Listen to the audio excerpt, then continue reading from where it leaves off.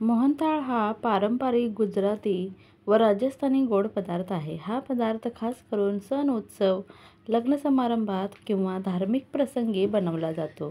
तर दाणेदार, खुसखुशीत मावा, मलाई किंवा मिल्क पावडर न वापरता कमीत कमी तूप वापरून मोहनथाळ कसे बनवायचे ते पाहूयात. व्हिडिओ शेवटपर्यंत नक्की बघा आणि जर तुम्हाला माझा व्हिडिओ आवडला तर व्हिडिओला एक लाईक व चॅनेलला सबस्क्राईब नक्की करा. चला तर रेसिपीला सुरुवात करूया. आता इथे मी एक कढईमध्ये अर्धा कप तूप घेतलेलं आहे. ते तूप चांगलं वितळवून घ्यायचं आहे आणि त्यानंतर 1 वाटी बेसन घेतलेलं आहे. ज्या वाटीने मी तूप घेतलं होतं त्या वाटीने तुम्ही दोन वाटी बेसन घेतले तरी चालेल. आता हे बेसन या तुपामध्ये अगदी व्यवस्थित असं मिक्स करून घ्यायचं आहे. या भाजण्याच्या प्रोसेसला थोडा वेळ लागतो, पण ही सगळी प्रोसेस आपल्याला बारीक गॅसवरतीच करायचं आहे. गॅस अजिबात आपल्याला मोठा करायचा नाही आहे. तर अशा पद्धतीनं थोडंसं परतून घेतल्यानंतर तूप आणि बेसनचं पीठ एकत्र झाल्यानंतर त्यामध्ये मी अर्धा कप रवा घातलेला आहे. रवा देखील आपला याच्यासोबत चांगला भाजेल म्हणून. तर अशा पद्धतीनं अगदी बारीक गॅसवरती व्यवस्थित असं 10 ते 15 मिनिटांपर्यंत आपल्याला हे भाजून घ्यायचं आहे. मला थोडंसं तूप कमी वाटलं म्हणून मी 1.5 चमचा तूप इथे परत घातलेलं आहे. सुरुवातीलाच एकदम तूप घालायचं नाही आहे, कारण ते मिश्रण एकदम पातळ होतं. तर अशा पद्धतीनं कमीत कमी तुपामध्ये आपण हे मोहनथाळ बनवणार आहोत. तर इथे बघू शकता एकदम पातळ असं आता हे मिश्रण झालेलं आहे. अजून याला वास सुटलेला नाही, तर अजून आपल्याला याला बारीक गॅसवरती भाजायचं आहे. मिश्रण हलवण्याची प्रोसेस आपल्याला थांबवायची नाही. हे सतत आपल्याला चमचा घालून यामध्ये सतत हलवत राहायचं आहे. तर अशा पद्धतीनं तुम्ही बघू शकता अगदी पातळ असं हे झालेलं आहे आता. म्हणजे आपलं बेसन भाजत आलेलं आहे. अजून थोडा वेळ लागणार आहे. तर सोडा घातल्यानंतर पीठ फसफस कसं होतं तसंच आपलं हे पीठ पूर्ण भाजत आलं ना, तर तसं होतं पीठ. तेव्हा आपल्याला समजून जायचं आहे की हे पीठ आता आपलं भाजत आलेलं आहे. आता पीठ भाजल्यानंतर मी यामध्ये वेलची 10-12 वेलची मी बारीक अशी खलबत्त्यात कुटून घेतली होती ती घातलीत आणि अर्धा कप मी इथे साखर घातली आहे.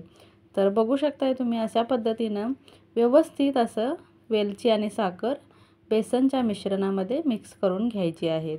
आणि या प्रोसेसला देखील गॅस आपल्याला बारीकच ठेवायचा आहे. तर एक 5 मिनिटांसाठी असं व्यवस्थित आपण यामध्ये मिक्स करून घेणार आहोत. 5 मिनिटं झाल्यानंतर आपल्याला हे एका ताटामध्ये किंवा कुठल्या प्लेटमध्ये आपल्याला काढून घ्यायचं आहे.